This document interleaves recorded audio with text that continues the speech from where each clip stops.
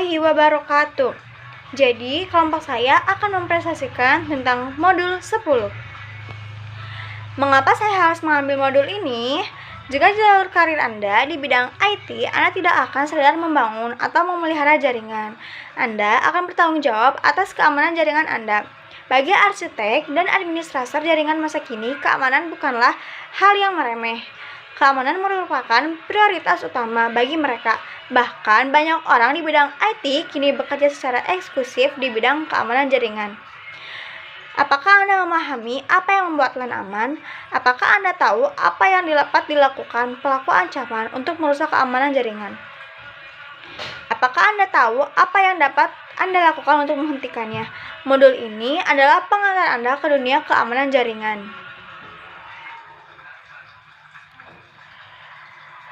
Apa yang akan saya pelajari dalam modul ini? Judul modul, konsep keamanan LAN. Tujuan modul menjelaskan bagaimana kerentanan membahayakan keamanan LAN. Yang pertama ada keamanan titik akhir. Tujuan, jelaskan cara menggunakan keamanan titik akhir untuk mengurangi serangan. Yang kedua, kontrol akses. Tapi tujuannya jelaskan bagaimana AAA dan 802.1x digunakan untuk mengautentikasi titik akhir dan perangkat LAN. Yang ketiga ada ancaman keamanan lapisan 2. Topik tujuannya identifikasi kerentanan layer 2. Yang keempat serangan tabel alamat MAC. Jelaskan bagaimana serangan tabel alamat MAC membahayakan keamanan LAN.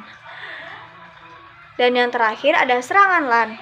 Jelaskan bagaimana serangan LAN membahayakan keamanan LAN.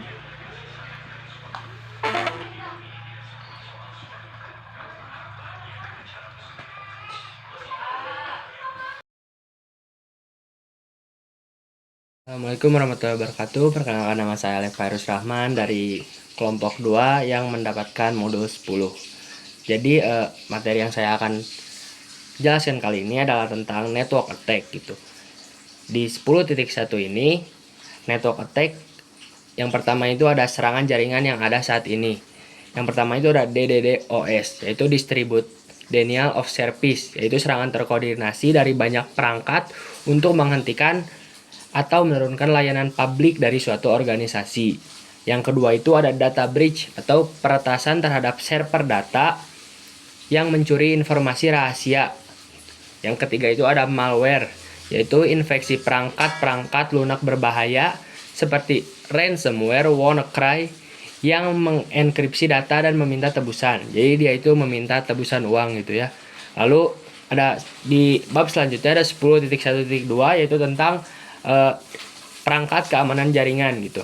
Yang pertama itu ada VPN Enable Router, yaitu router dengan fitur VPN yang menyediakan koneksi aman bagi pengguna jarak jauh ke jaringan perusahaan gitu. Jadi menyediakan koneksi dari perangkat pengguna itu ke perusahaannya gitu.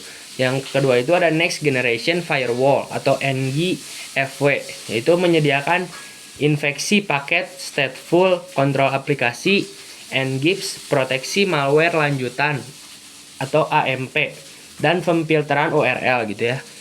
Lalu yang ketiga itu ada Network Access Control atau NAC, yaitu mengelola autentikasi, otorisasi, dan akuntabilitas. Contohnya dari Network Access Control ini adalah Cisco Identity Service Engine atau disebut ISE. Lalu poin selanjutnya dari 10.1.3 itu adalah perlindungan terhadap perangkat endpoint. Selain perangkat endpoint juga perlindungan terhadap perangkat LAN gitu, termasuk switch, WLC, dan access point yang menghubungkan endpoint dan rentan terhadap serangan dari dalam gitu, serangan internal. Lalu untuk perangkat endpoint sendiri, laptop, desktop, server, IP phone, dan device kita sendiri juga sangat rentan terhadap serangan malware dari email dan web gitu.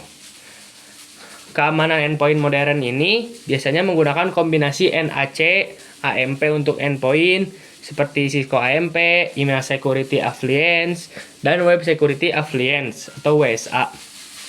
Lalu untuk materi selanjutnya itu Cisco Email Security, yaitu perangkat keamanan email khusus Cisco gitu. Fungsi utamanya itu mengendalikan konten email organisasi Cisco itu sendiri. Data menunjukkan 85% email adalah spam phishing dan spear phishing menjadi bentuk serangan yang paling berbahaya. Spear phishing menargetkan karyawan penting untuk mencuri kredensial dengan akses yang tinggi. Lalu untuk bab selanjutnya lagi ada Cisco Web Security Appliance atau perangkat keamanan web Cisco itu sendiri. Fungsi utamanya mengamankan dan mengontrol lalu lintas web organisasi. Fitur yang dimiliki Cisco Web Security Appliance ini ada proteksi malware, kontrol aplikasi, kebijakan penggunaan internet, pelaporan, pemfilteran URL, kategorisasi URL, pemindaian malware, penyaringan aplikasi web, serta enkripsi dan deskripsi lalu lintas web. Untuk materi keamanan jaringan mungkin cukup sampai sini. Terima kasih.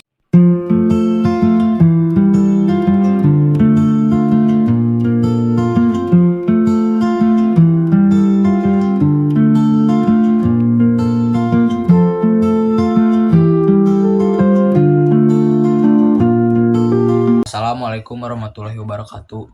Jadi nama saya Septian. Jadi sini saya akan menjelaskan tentang modul 10.2 yaitu kontrol akses. Jadi yang pertama di sini ada 10.2.1 yaitu judulnya autentikasi with a local password. Banyak jenis autentikasi yang dapat dilakukan pada perangkat jaringan dan setiap metode menawarkan tingkat keamanan yang berbeda-beda. Metode autentikasi akses jarak jauh yang paling sederhana adalah mengkonfigurasi kombinasi login dan kata sandi pada konsol, jalur VTE dan port aux.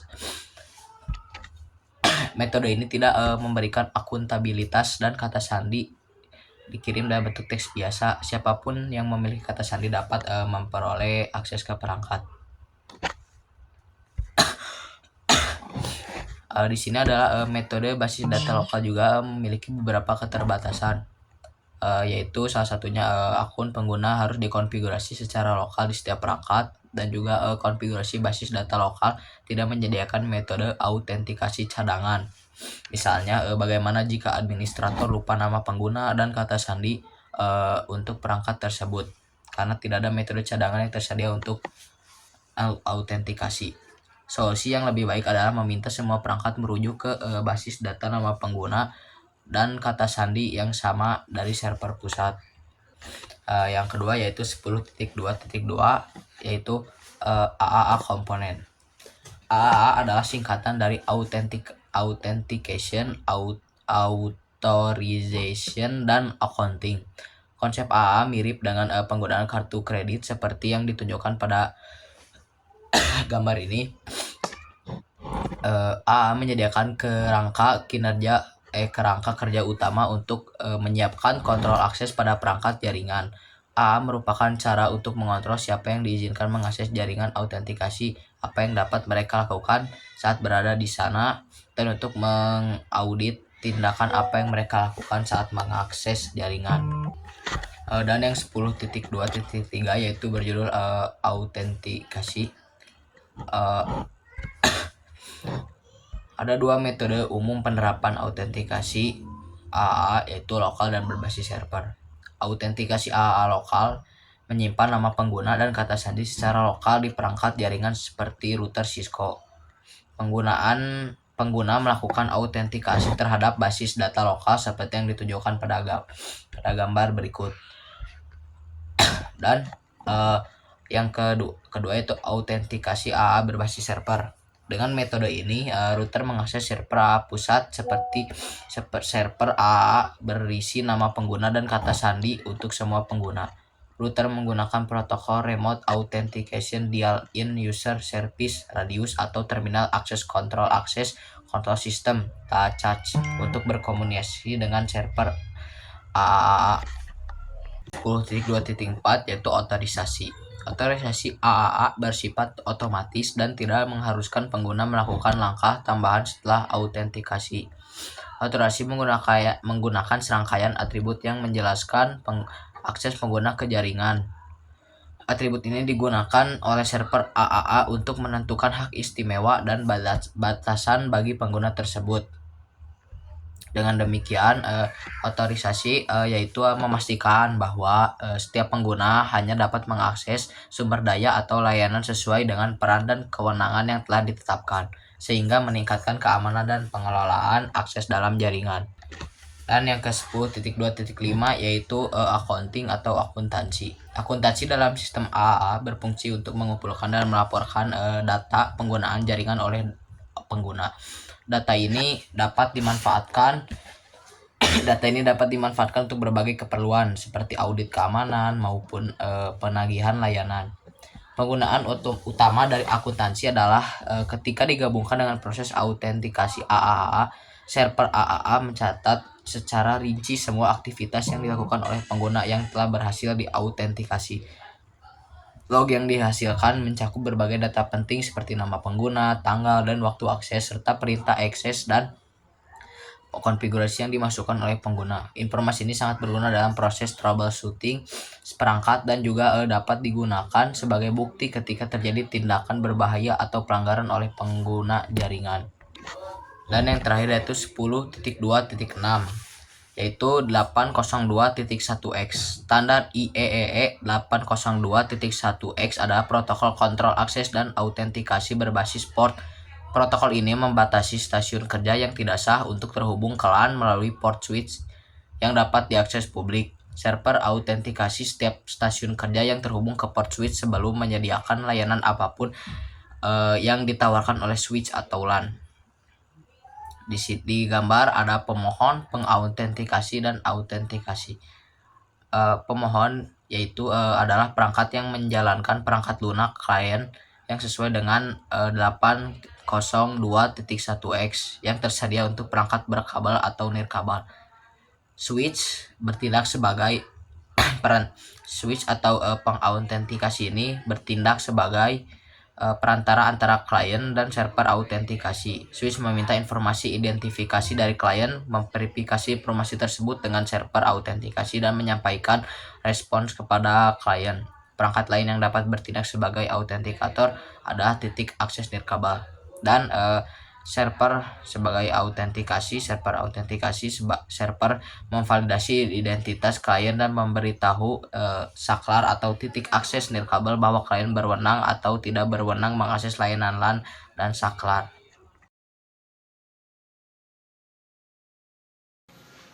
Assalamualaikum warahmatullahi wabarakatuh.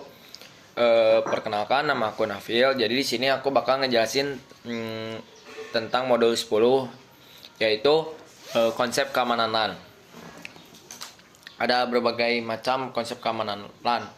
Yang pertama aku bakal ngebahas tentang kerentanan lapisan 2. Nah, jadi dua topik sebelumnya kan membahas tentang pengamanan titik akhir.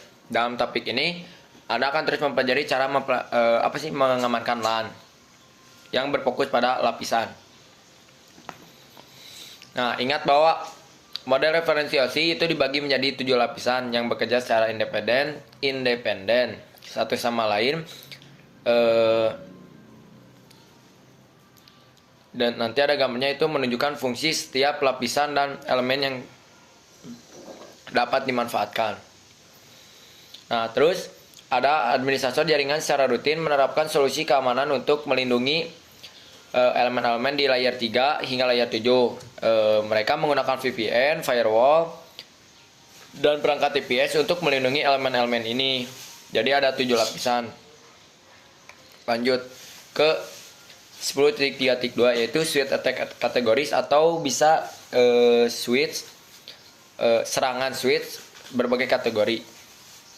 Nah, langkah pertama dalam mengurangi serangan pada infrastruktur layer 2 adalah memahami operasi mendasar layer 2. Ancaman yang ditimbulkan oleh infrastruktur layer 2 yaitu contoh ini. Kayak serangan tabel match itu termasuk dengan banjir alamat match atau alamat MAC address. Terus serangan DHCP termasuk serangan kelaparan DHCP dan serangan spoofing DHCP. Nah, lanjut, itu tuh contoh kecilnya switch attack kategori atau kayak serangan switch berbagai kategori terhadap infrastruktur layer 2. Lanjut, yaitu switch attack Sweet Attacks Mitigation Technique. Jadi tabel ini secara solusi Cisco untuk membantu mengurangi serangan. Jadi kayak kita tuh dikasih tahu bahwa cara mengurangi serangannya tuh bagaimana. Nah itu tuh ada dalam gambar. Nah kalian bisa lihat aja nanti di Cisco kalian sendiri. Kayak contohnya tuh pengintaian DHCP atau mencegah kelaparan DHCP dan serangan spousing DHCP. Nah itu contoh satunya aja. Atau penjaga super IP lah, mencegah serangan spousing alamat MAC address dan IP gitu. Solusi layar 2 ini tidak akan efektif jika protokol manajemennya tidak diamankan. Misalnya protokol manajemennya silog Simple Network Management Protocol atau SNMP atau TFTP. Itu tuh tidak efektif lah untuk mengamankannya. Nah, langsung ke check your understanding layer 2 security atau pertanyaannya. Jadi di sini tuh ada 5 pertanyaan. Pertanyaan pertama itu teknik mitigasi berikut mana yang digunakan untuk melindungi lapisan 3 hingga lapisan 7 model OSI. Pilihlah 3, yaitu ada bahasa Indonesia VPN, tembok API, sama perangkat IPS. Terus ke pertanyaan 2, teknik mitigasi berikut manakah yang mencegah berbagai jenis serangan termasuk luapan tabel alamat MAC dan serangan kekurangan DHCP. Nah, jawaban yang paling tepat yaitu keamanan pelabuhan, karena tadi ada di atas juga, saya sudah baca-baca. Nah, ke pertanyaan bertiga, teknik mitigasi berikut manakah yang mencegah pemasukan alamat MAC dan IP. Tadi yang di tabel itu, yang mencegah pemasukan alamat MAC itu dan IP itu yaitu IPSG. Itu. Lanjut ke pertanyaan 4, teknik mitigasi berikut manakah yang mencegah serangan ARP phishing dan ARP phishing. Tadi yaitu DHCP yang spousing itu. Jadi jawabannya itu DAI. Nah, pertanyaan terakhir yaitu teknik mitigasi berikut manakah yang mencegah kelaparan DHCP dan serangan spousing DHCP. Yaitu tadi yang dijelasin, yang spousing DHCP itu kayak pengintaian DHCP gitu. Nah, sekarang lanjut ke 10.4. 10.4.1 itu tinjauan operasi switch.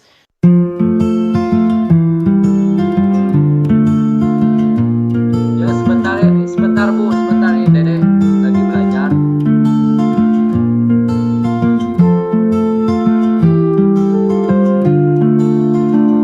Dalam topik ini fokusnya pada switch, khususnya tabel alamat MAC address dan bagaimana tabel ini rentan terhadap serangan.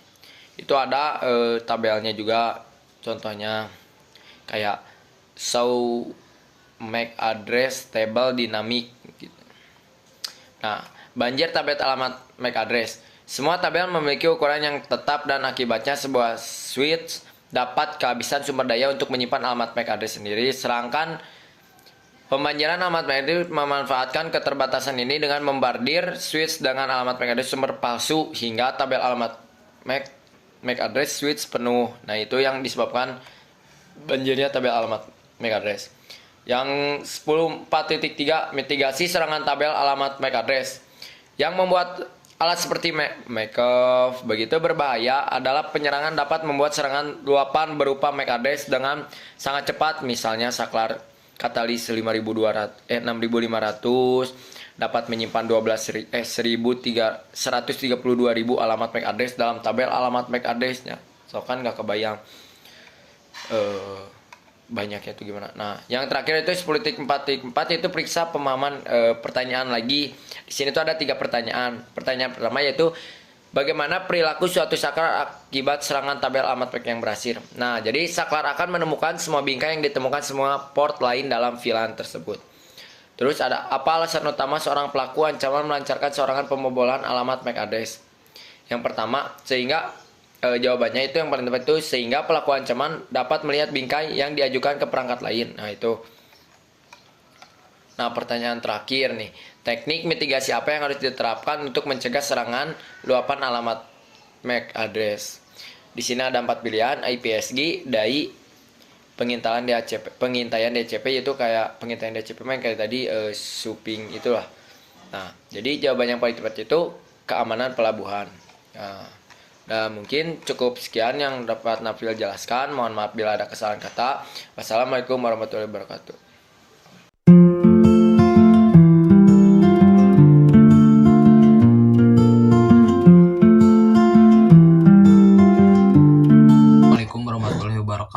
Di sini saya Septian akan menjelaskan tentang modul 10.5 yaitu Land Attack. 10.5.1 yang berjudul VLAN and Attack DHCP Attack. Topik ini menyelidiki berbagai jenis serangan LAN dan teknik mitigasinya. Seperti topik sebelumnya, serangan ini cenderung spesifik terhadap switch dan layer 2. Yang pertama yaitu ada serangan melompat VLAN. Memungkinkan lalu lintas dari satu VLAN dapat dilihat oleh VLAN lain tanpa bantuan router. Yang kedua, aktor ancaman mengkonfigurasi host untuk memasukkan sinyal 802.1 key dan DTP ke terang dengan saklar penghubung. Yang ketiga, aktor ancaman dapat mengirimi dan menerima lalu lintas pada VLAN manapun secara efektif berpindah antar VLAN. Yang kedua, ada serangan penandaan ganda VLAN.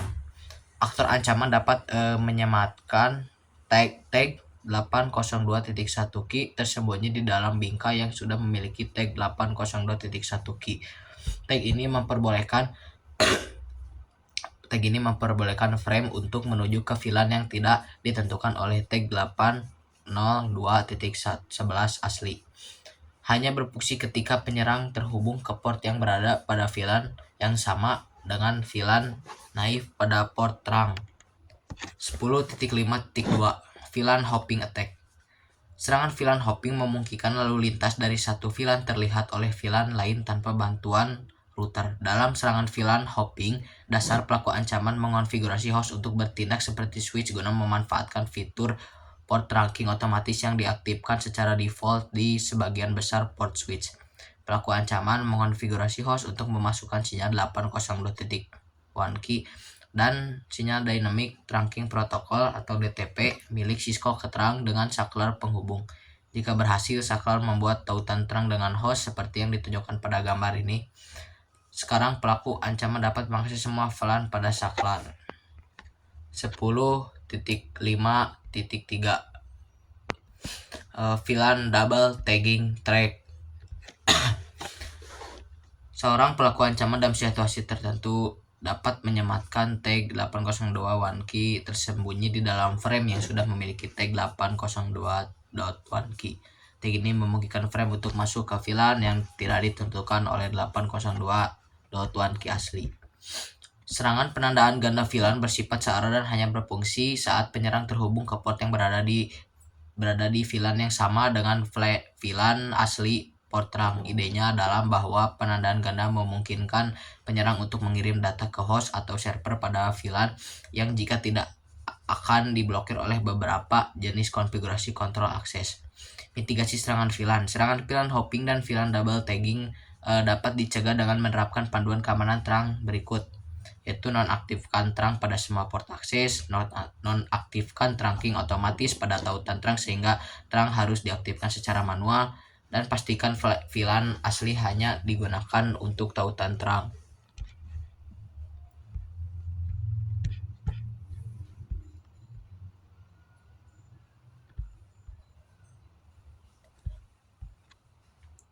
Se10.5.4 DHCP Message. Server DHCP secara dinamis menyediakan informasi konfigurasi IP termasuk alamat IP, subnet mask, gateway default, server DNS, dan banyak lagi pada klien. Tinjauan urutan pertukaran pesan DHCP antara klien dan server ditunjukkan pada gambar berikut.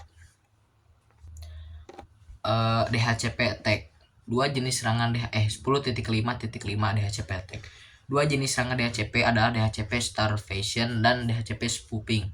Kedua serangan tersebut dapat dikurangi dengan menerapkan DHCP Snooping. Serangan kelaparan DHCP. Sasaran serangan DHCP Starvation adalah menciptakan DOS untuk menghubungkan klien. Serangan DHCP Starvation memerlukan alat serangan seperti Gobbler. Gobbler memiliki kemampuan untuk melihat seluruh cangkupan alamat IP yang dapat disewakan dan mencoba menyewakannya semua. Secara khusus, ia membuat pesan penemuan DHCP dengan alamat MAC palsu. Serangan spoofing DHCP. Serangan spoofing DHCP terjadi pada server DHCP palsu terhubung ke jaringan dan memberikan parameter konfigurasi IP palsu kepada klien yang sah. Server palsu dapat memberikan berbagai informasi yang menyesatkan. 10.5.6 ARP Attack, STP Attack, dan CDP Reconnaissance. Serangan ARP Spoofing dan ARP poisoning. Kalian dapat mengirim balasan ARP yang tidak diminta yang disebut ARP cuma-cuma.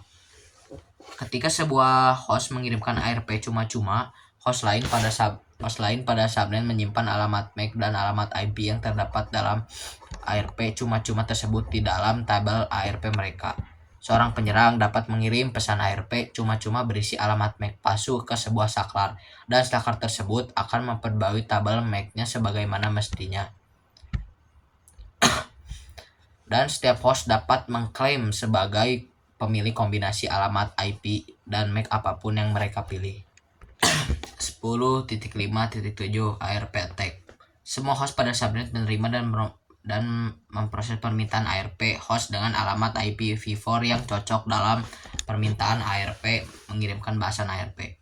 Menurut ARP RFC, klien diizinkan untuk mengirimkan permintaan ARP yang tidak diminta yang disebut gratuitos ARP. Ketika sebuah host mengirim gratuitos ARP, host lain di subnet menyimpan alamat MAC dan alamat IPv4 yang terdapat dalam gratuitos ARP di tabel ARP mereka. Ada banyak alat yang tersedia di internet untuk membuat serangan ARP man in the middle, termasuk di sini di Sniff, Cain dan Abel, Etherchap, Yersinia dan lainnya. IPv6 menggunakan ICMP v6 Neighbor Discovery Protocol untuk resolusi alamat layer 2. IPv6 mencakup strategi untuk mengurangi spooking neighbor advertisement mirip dengan cara IPv6 mencegah ARP man in the middle, termasuk di sini di Sniff, Cain dan Abel, Etherchap, Yersinia dan lainnya. IPv6 menggunakan ICMP v6 Neighbor Discovery Protocol untuk resolusi alamat layer 2. IPv6 mencakup strategi untuk mengurangi spooking neighbor advertisement mirip dengan cara IPv6 mencegah ARP reply yang dimasukkan. Spoofing ARP dan peracunan ARP dikurangi dengan menerapkan DAI. 10.5.8 Address Spoofing Attack. Alamat IP dan alamat MAC dapat dipalsukan karena berbagai alasan. Pemalsuan alamat IP terjadi ketika pelaku kejahatan membajak alamat IP yang valid dari perangkat lain di subnet atau menggunakan alamat IP acak. Pemalsuan alamat IP sulit diatasi, terutama jika digunakan di dalam subnet tempat IP tersebut berada.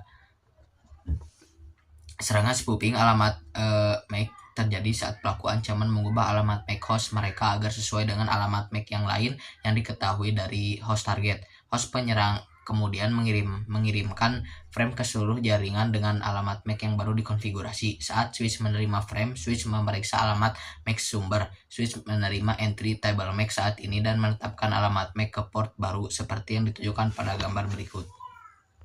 Nah, ketika host target mengirimkan lalu lintas, switch akan mengoreksi kesalahan menyelaraskan kembali alamat MAC ke port asli. Untuk menghentikan switch mengembalikan penugasan port ke status yang benar, pelaku ancaman dapat membuat program atau script yang akan terus-menerus mengirim frame ke switch sehingga switch mempertahankan informasi yang salah atau palsu.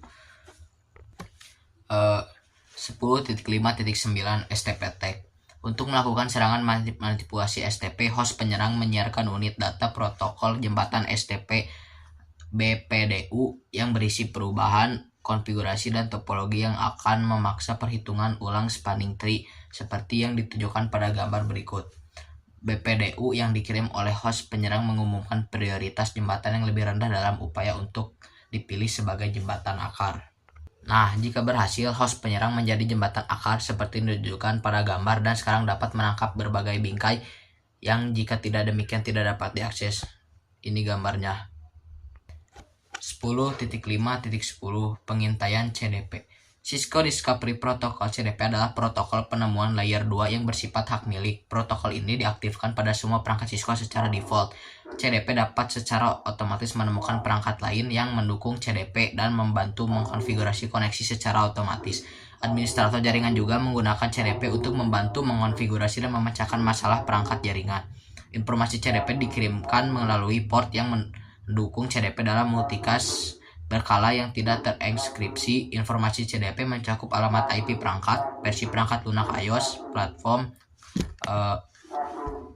kapabilitas dan VLAN asli. Perangkat yang menerima pesan CDP memperbarui basis data CDP-nya. Informasi CDP sangat berguna dalam pemecahan masalah jaringan. Misalnya CDP dapat digunakan untuk memverifikasi konektivitas layer 1 dan 2 jika administrator tidak dapat melakukan ping ke antarmuka yang terhubung langsung, tetapi masih menerima informasi CDP, maka masalahnya kemungkinan besar terkait dengan konfigurasi layer 3.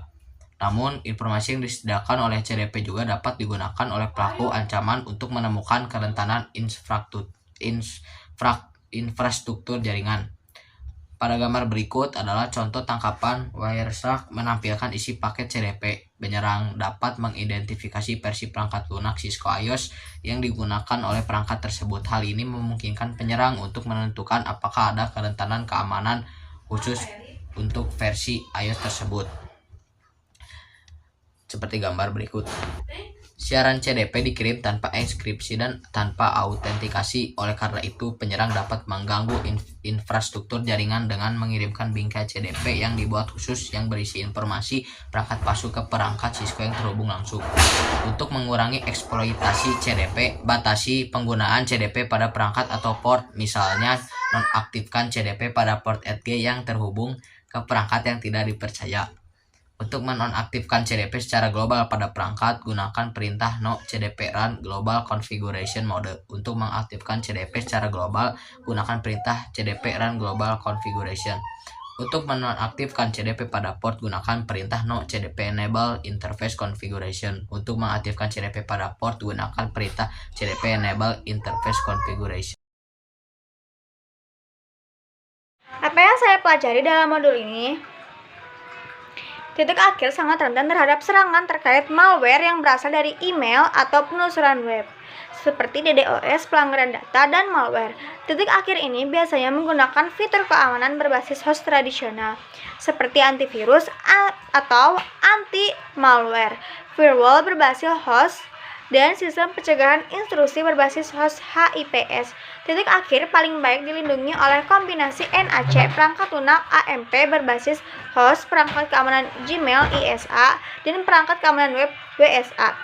Cisco WSA dapat melakukan daftar hitam URL, pemfilteran URL, pemindaian malware, kategorisi URL, pemfilteran aplikasi web, serta enskripsi dan deskripsi lalu lintas web. AAA mengontrol siapa yang diizinkan mengakses jaringan autentikasi, apa yang dapat mereka lakukan saat berada di sana, otorisasi, dan mengaudit tindakan apa yang mereka lakukan saat mengakses jaringan akuntansi. Otorisasi menggunakan serangkaian atribut yang menjelaskan akses pengguna ke jaringan akuntansi digabungkan dengan autentikasi. AAA server AAA menyimpan catatan terperinci tentang apa yang dilakukan penggunaan yang diautentikasi pada perangkat. Standar IEEE 802.1x adalah protokol kontrol akses dan autentikasi berbasis port yang membatasi stasiun kerja yang tidak sah agar tidak terhubung ke LAN melalui port switch yang dapat diakses publik. Jika layer 2 terganggu, maka semua layer di atasnya juga akan terpengaruh. Langkah pertama dalam mengurangi serangan pada infrastruktur layer 2 adalah memahami operasi dasar layer 2 dan solusi layer 2, port security, DHCP, snooping, DAI, dan IPSG. Semua ini tidak akan berfungsi kecuali protokol manajemen diamankan. Serangan banjir alamat MAC membordardir switch dengan alamat MAC sumber palsu hingga tabel alamat MAC switch penuh. Pada titik ini, switch memperlakukan frame sebagai unicast yang tidak dikenal dan mulai membanjiri semua lalu lintas masuk dari semua port pada FLAN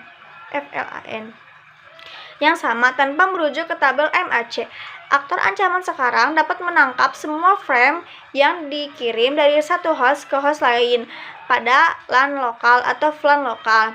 Aktor ancaman menggunakan Markov untuk dengan cepat menghasilkan banyak MAC dan IP, sumber dan tujuan acak. Untuk mengurangi serangan luapan tabel MAC, administrator jaringan harus menerapkan keamanan port.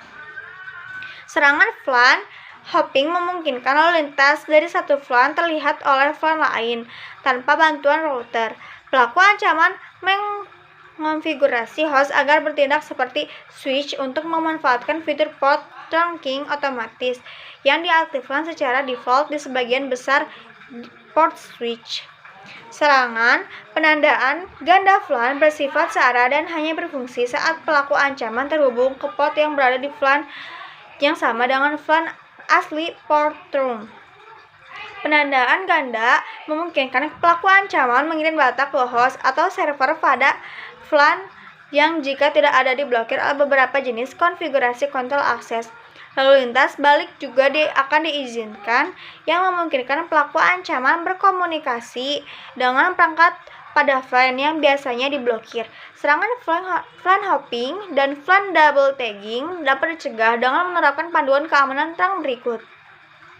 Yang pertama, nonaktifkan trunking pada semua port akses. Yang kedua, nonaktifkan trunking otomatis pada tautan trunk sehingga trunk harus diaktifkan secara manual.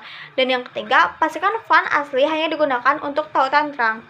Serangan DHCP. Server DHCP secara dinamis menyediakan informasi konfigurasi IP, termasuk alamat IP, subnet mask, gateway default, server DNS, dan lainnya kepada klien.